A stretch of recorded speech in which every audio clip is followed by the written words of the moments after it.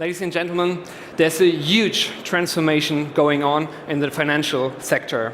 First, there's N26, the first German fintech that has a unicorn status with a valuation of more than 1 billion euros. Then there are funding rounds of fintechs that raise more than 100 million euros, a couple of them. But that's not all. We see new products emerging on the market. There will be changes on how we pay. There will be changes on how we invest, and there will be changes on how we communicate with our banks. We see new companies being built and established companies being transformed, or even better, they transform themselves. Ladies and gentlemen, I'm honored to be here on stage and speak with two of the biggest visionaries on financial innovation in the European, German, and even global market. They bring on stage two different perspectives on what is going on in this transformation of the financial sector. First, there's the CDO of DKB, a German direct bank with more than 4 million retail customers, responsible for the digital strategy of DKB, and also he's the managing director of DKB Code Factory. This is an IT startup of DKB.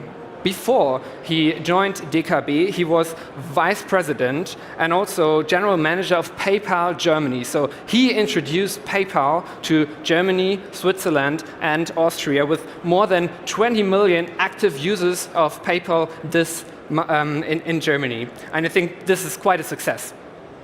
His view is very important, and as I said, he's a visionary, and we can read his mind on the transformation every week in Handelsblatt, a major German newspaper on business topics. So, ladies and gentlemen, please welcome Arnulf Keese from DKB. Arnulf. Hey, this is dein Platz.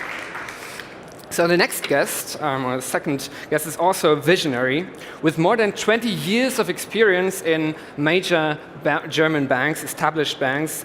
He co-founded the fintech Elinvar. Elinvar, the fintech, is a platform for asset and wealth managers. His view also counts very much, and although he does not have an own article every week in a German newspaper, he holds three crucial positions. The first is he's CEO of Elinvar that he founded. The second is he's the chairman of the Bitkom working group on fintechs and digital banking. So one of the key drivers for our political and regulatory initiatives that we drive here at Bitkom for the fintechs.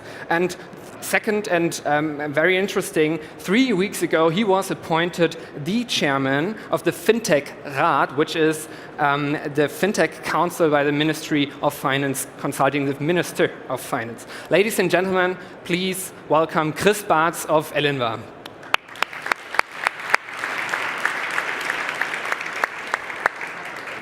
Chris, nice to have you here.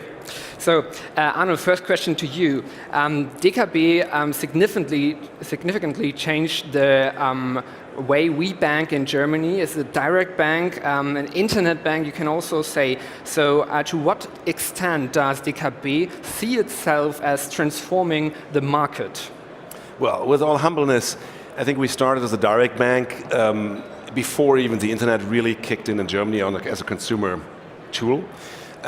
We did this, basically we had no other choice, and then we made a virtue out of the actual challenge that we faced first. We then very systematically, I think, found a way of offering as much as possible automated services to customers, and yet allow for as much as necessary personal contact to the bank. So we do have a couple of branch offices, especially in the B2B area. So we are a bank that on one hand has 4 million private customers, but also has a very big book in business financing. And we, for example, are one of the largest sustainable financiers in Germany. So most of German rural areas, solar energy and bioenergy, has been funded with our support. And so I think we found a special role. We call ourselves a multi-specialist bank. We found a special way for us to be a direct bank and still run both sides of the P&L, which is the active and the passive business. very interesting that you point to this aspect. I think most of us know DKB as a retail bank, so interesting that you point that out. So Chris, Elinvar has a very, very specific approach. We've been talking about retail and corporate. You have a very specific B2B, so business to business focus. Why did you choose this specific business model for Elinvar? Yeah. I mean, if you look at the market developments, I think everybody agrees we have rather too many brands and not a problem that we need many more brands in finance. So if you look at successful business models, what you need is you need a strong brand, you need trust of clients, you need an expertise in what you're doing, finance, investment, whatever. And from our perspective, in both fields, brand and expertise, there are more than enough players. Look at DKB, a very strong brand, very established with clients. Look at other private banks, huge competence in their respective fields, so there's no need in these two fields. But the third thing is actually the digital or the technology side of banking. And there you see that most banks still use programming languages developed in the 50s, so last century, still have mainframe computers as a core. And if you look at what is happening in digitalization, you see that a lot of banks actually cope with what is happening due to their old technology. So we said, okay, this is actually the sweet spot. So let's build a very, very scalable, being able to be used by multiple partners platform for asset and wealth management and focus on this technology side, but also making sure that we have no conflict of interest whatsoever with our partners, because obviously our partners are in competition from time to time. So for that reason, we only go for the B2B part and make sure we have no conflict of interest supporting our partners on the technology side. Also a very interesting point with the trust in the system. We know major banks that point out that they are old, some of them, and that they are big and try to derive from these factors, old and big, that they are trustful. A fintech has new challenges to prove it has a trustful service. So I think this brings us to our next topic, which is regulation. Chris has said you are the chairman of the Fintech Rat, but also Arnulf, you, as the CEO of DKB, you are also a member of the Fintech Rat, the Fintech Council. Maybe you can start first. What is the most important things that we have to deliver, or the politicians have to deliver, to enable innovation and competition in the market, but also help develop building European champions for the global economy? Yeah. So from my perspective, I would like to point out two things which are of special importance. Obviously, there's quite a lot to do, but two things from my perspective really should be pointed out. One is the infrastructure, and by that I don't only mean 5G, that's important as well, but what I really mean is understanding that digitalization is not about the front end, it's not about online only, it's really about exchanging the complete infrastructure back end. And for example, recently we published a paper on cloud regulation and how can we establish a cloud regulation which is really working for banks and all other industries as well. Basically, the idea is to say, on the one hand, you have the infrastructure part, infrastructure as a service. This should be regulated across industries as a critical infrastructure comparable to energy. And on the other hand, you have the highly sector-specific things, like what we are doing, and this can then be regulated based on the sector. So this is one part where we focus on, organizing that, and I think this is something where the political class really can focus on. And the second thing is, and I think this is one of the biggest challenges we all face, how do you regulate data management in the sense of how do you really empower clients on the one hand to understand where their data is, but on the other hand also to profit from data management. So today in Germany, far too often, we associate data and data security with let's get rid of all the data, let's make sure that we don't save enough data, and this is actually not true because there's a lot of benefits for clients in having their trustees manage their data to their benefit and to develop good services. So what I think a very interesting challenge is going to be, how can I enable a client truly to decide who should be his trustee, who should develop service for him, and this also including data from different providers. Arnulf? So I think in any innovative area, as we have in the digitized world right now, and in digitized banking, we have to deal with topics and questions that we didn't have a couple of years ago. So when I joined the 90s for AOL, We had to deal with the first starts of e-commerce. A couple years on, Ricardo had to fight a huge case to actually make it possible that you can have a contract, a legally binding contract on the internet, okay? So whenever there's a frontier that needs to be pushed out, it's very important that people who actually are part of that and can actually have the knowledge and the capacity to actually help shape it. And I think we're in a very similar situation right now. Cloud is something that everyone thinks to know what it is. Yeah? Same about blockchain and automation and robots and you name it. So any kind of the new trends will always be new. People might be fearful, especially like in areas like Germany. And we have to make sure that we find a way how to use the benefits of it without giving too much like useless risk for some people trying to abuse it. And so by helping to shape the industry we're all in, that's why I think FinTech Art is a very great initiative, and it's a huge crowd of people really from all areas, startups, ministries and so on. And so it's really, really important that we in a very early stage involve ourselves as companies, as people, into shaping the landscape that we all have to live in the future. And a word to the audience, if you are asking what is Bitkom doing except of hosting events, actually this is our main thing that we do lobbying to facilitate the communication between the industry on the one side and the regulators and the politicians on the other side. So very happy that we have you both there at FinTech Rat. So Arnulf, you have been talking about techniques and digital transformation and IT, but what also is important, and I think it's also your role as a CDO to make the people ready at DKB. So what kind of challenges do you see there? I think it's actually for us as a company, or for any company that's trying to digitize, but also for society, the biggest and most important questions. Look, it's very simple to introduce a new technology and then say, well, you all have to live with it. Yeah? No matter whether you like it, whether you can use it or support it. And so for any company, but also for us as a society, digitization means how do we get everyone get involved into this? And as my role as a CDO, it would be very trivial to say, look, we need to do everything in the bank automatically through machines. That is said in one sentence. Maybe it takes a couple of years to build it.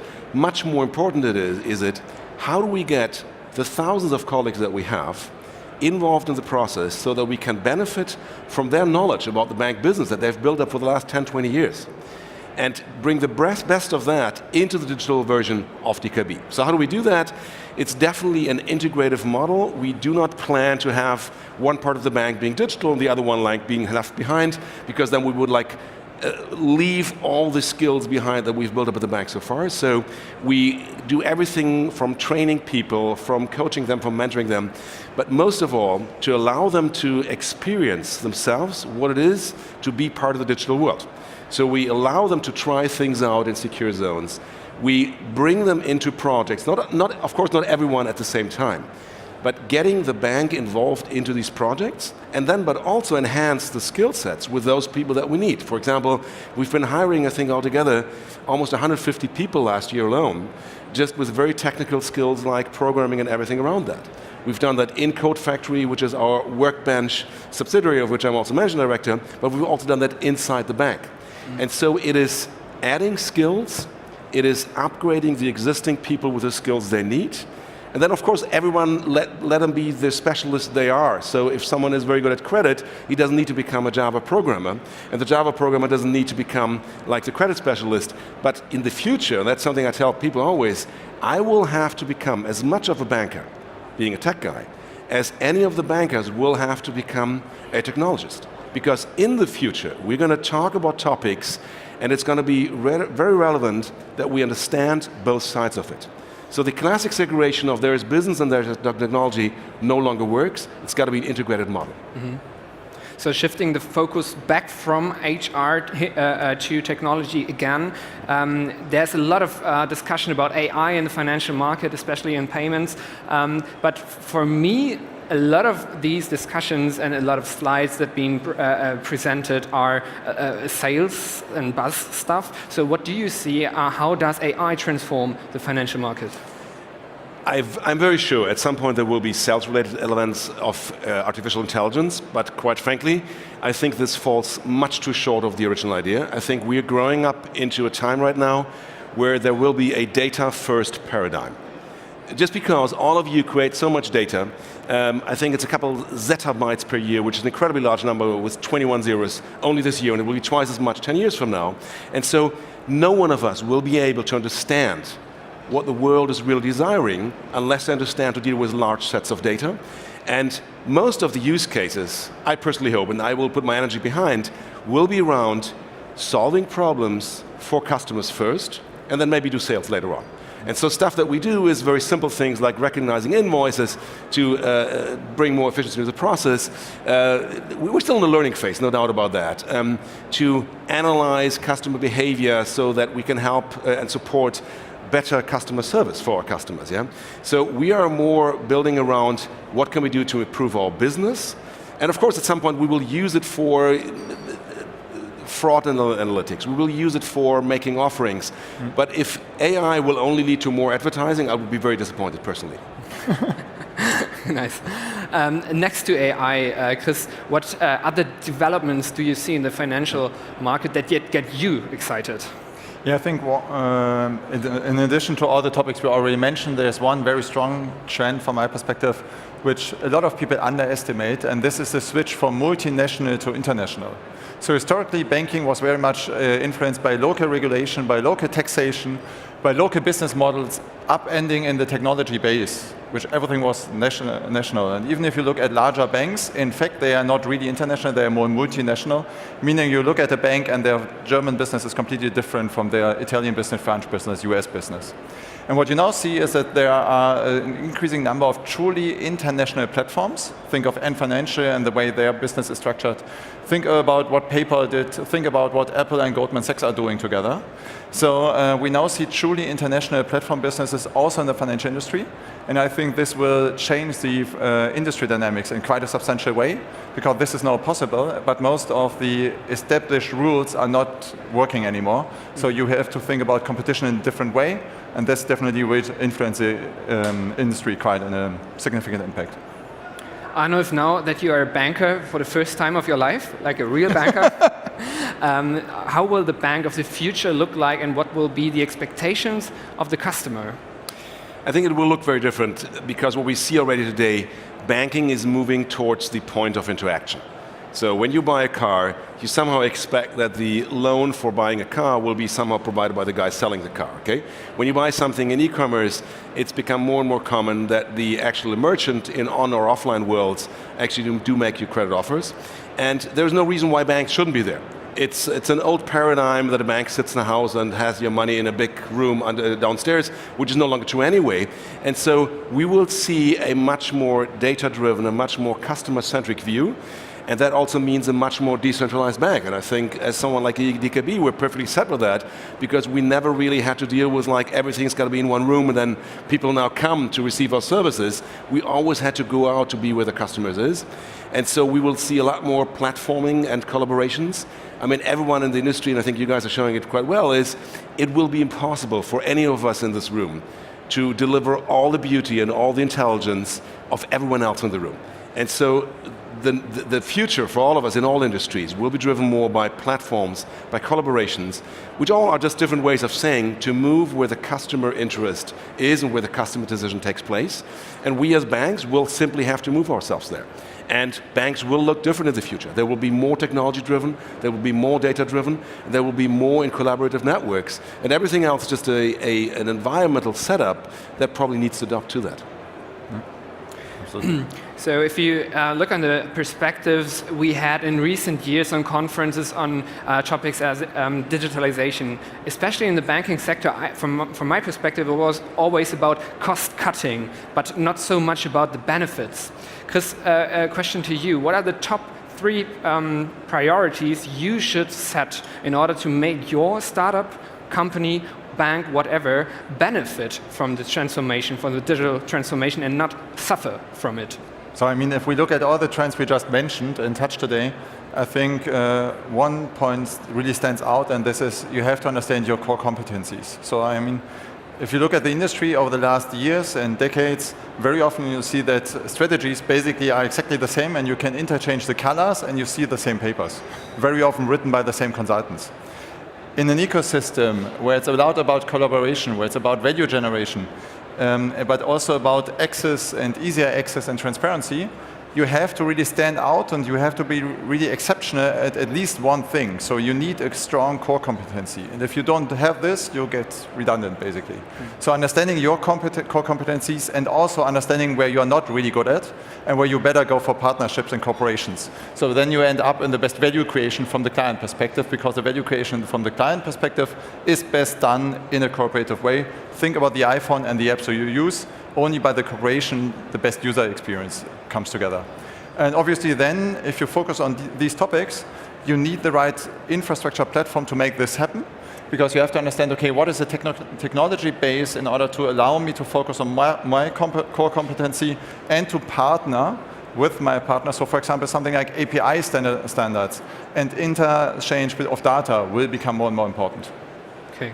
Thank you very much. So if you want to meet the speakers, we will get rid of our microphones and then we'll be in the speakers corner right in front of the red stage. Ladies and gentlemen, thank you very much, Arnulf and Chris. And yeah, thank you very much and see you later. Thanks. Thank you.